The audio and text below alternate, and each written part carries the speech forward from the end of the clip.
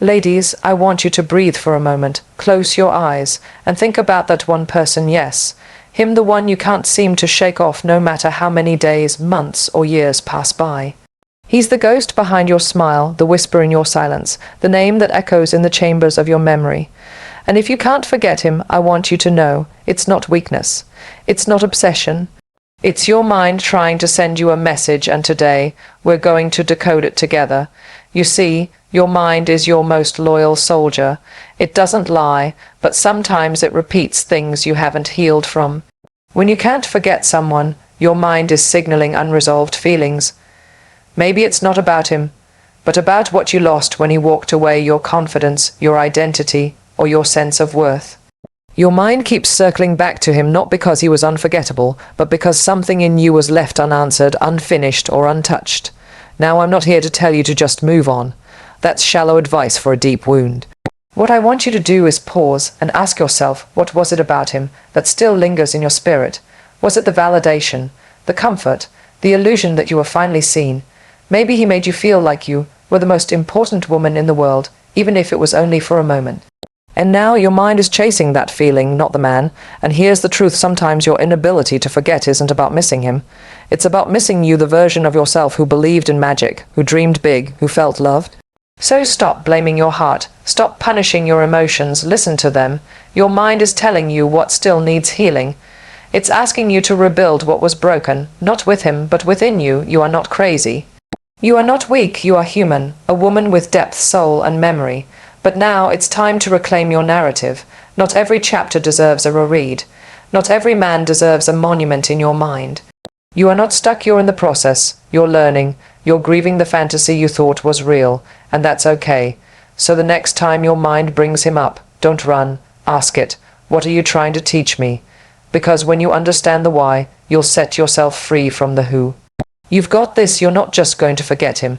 You're going to outgrow the very need to. And that, my darling, is how you rise, not because of him, but in spite of him.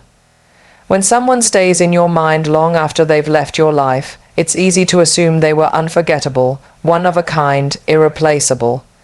But the truth is, our emotions don't always reflect reality. Just because a memory is strong doesn't mean the person was. Sometimes what lingers isn't the man himself, but the impact of what he represented in a certain season of your life. Maybe he came into your world at a moment when you were vulnerable, hopeful, or looking for meaning. He filled a gap, lit a spark, gave you a reason to feel again. But just because someone enters during a fragile time doesn't mean they're meant to stay forever. The mind often attaches deeply to people who show up when we need comfort. They become symbolic, not just a person, but a moment of relief, connection, or escape. That's why you can't stop thinking about him, because in your story, he became a chapter that felt vivid, emotional, and raw.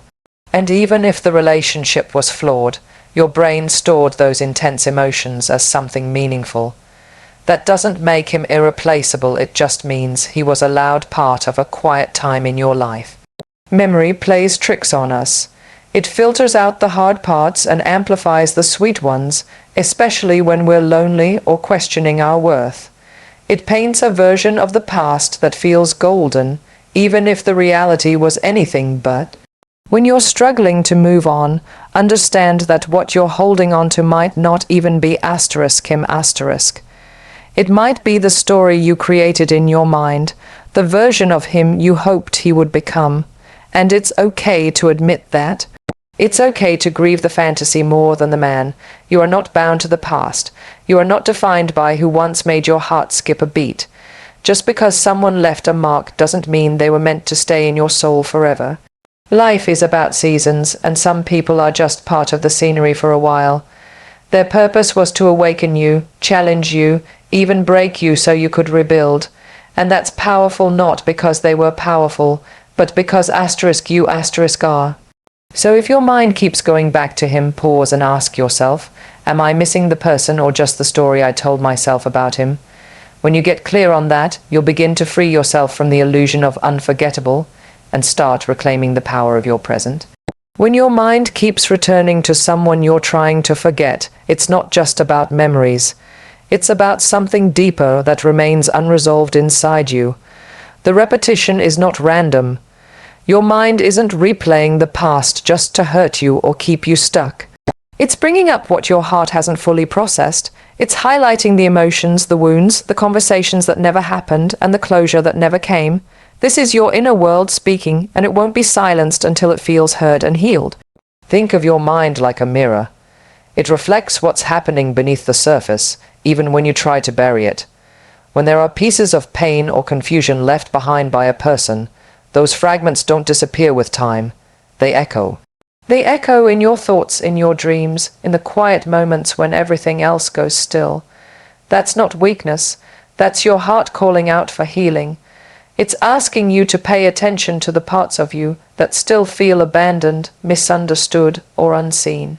Many women carry guilt for not being able to forget someone, especially if that person caused them pain. But this constant remembering isn't a sign that you're still in love. It's a sign that something inside you is still aching for peace. Maybe you didn't get to say what you truly felt. Maybe you sacrificed a piece of yourself trying to make it work. Or maybe you never gave yourself time to process the end because you were too busy surviving it. Whatever the reason, your mind keeps bringing him up not to punish you, but to guide you. It's showing you what still needs to be addressed so that you can move forward whole. It wants you to stop ignoring your feelings and start honoring them. Instead of suppressing the memories, ask what they're trying to teach you. Instead of numbing the ache, try listening to it. Healing isn't about forgetting, it's about understanding. It's about recognizing that your thoughts are not your enemies, they are your messengers.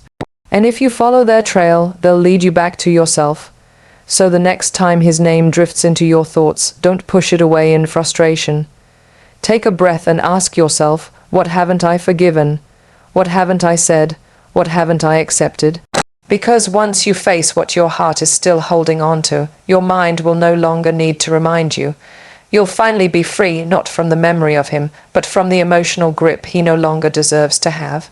When you find yourself constantly thinking about him, longing for him, or struggling to move on, pause for a moment and ask yourself, is it really him you're missing, or is it how he made you feel?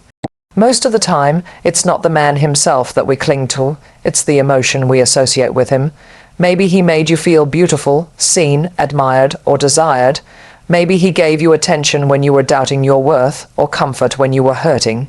That feeling of being needed, loved, or important gets tied to his presence in your life. So when he leaves, it feels like that emotional high is gone too.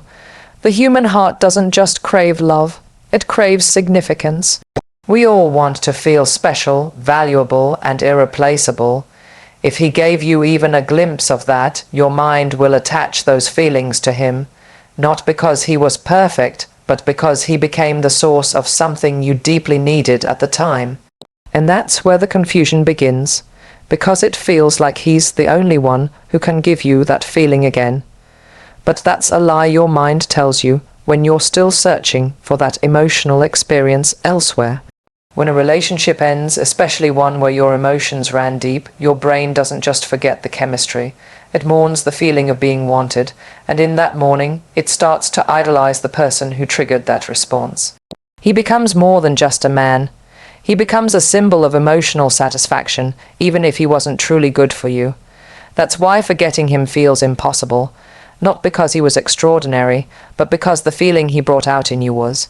That feeling became your addiction, but here's the truth. The emotion you're craving doesn't belong to him. It belongs to you. He just happened to awaken it. And if you experienced it once, you're capable of experiencing it again, without needing to return to someone who isn't right for you. You don't need him to feel beautiful. You don't need him to feel chosen. You don't need him to feel alive. Those feelings were never his to give. They've always lived inside you. He only brought them to the surface. So if you're stuck in the loop of missing him, remind yourself, it's not about the man. It's about reclaiming the parts of you that he stirred. When you realize that the magic was never in him, but in how you felt with him, you can take back your power. And from that place of strength, you won't just move on, you'll rise, glowing with the truth that you are enough, with or without anyone else's validation. When your memory holds on to a person, it is not simply a stubborn tether to the past, but a living archive of lessons you have yet to learn. Every time a memory surfaces, it is your inner self signaling that there remains an unresolved piece of your story that needs attention. Instead of being a random recurrence, these memories are deliberate reminders pointing to gaps in your understanding and healing. They encapsulate moments of vulnerability, joy, and pain that have shaped who you are today, and their persistence suggests that there is an important message embedded within them. Far from being a sign of weakness, these recurring thoughts are an invitation to examine the unhealed parts of your emotional landscape. They urge you to pause and question what has been left behind without closure, and to consider that perhaps the experience was meant to teach you something vital about your own resilience and capacity for growth. Consider that every memory, even those that cause discomfort, acts as a guidepost. They indicate that there is something unresolved, some lingering emotion or lesson that still speaks to you in your quiet moments. The fact that you continue to recall that person means that there is an aspect of your inner world that is still in need of attention. It is as though your mind is trying to balance the scales by reminding you of the importance of that chapter in your life, not to dwell on it endlessly, but to learn from it so you can evolve. Rather than repressing these memories or dismissing them as mere nostalgia or regret, you are invited to explore them openly. In doing so, you may uncover hidden truths about your needs, desires, and areas where you might have been hurt or neglected. Listening to your memory with curiosity rather than judgment allows you to reclaim control over your emotional narrative. It becomes a dialogue with yourself, a process of introspection where each memory is a teacher helping you understand recurring patterns or unmet needs. By embracing these lessons, you transform what might feel like a heavy burden into a powerful catalyst for self-discovery and growth.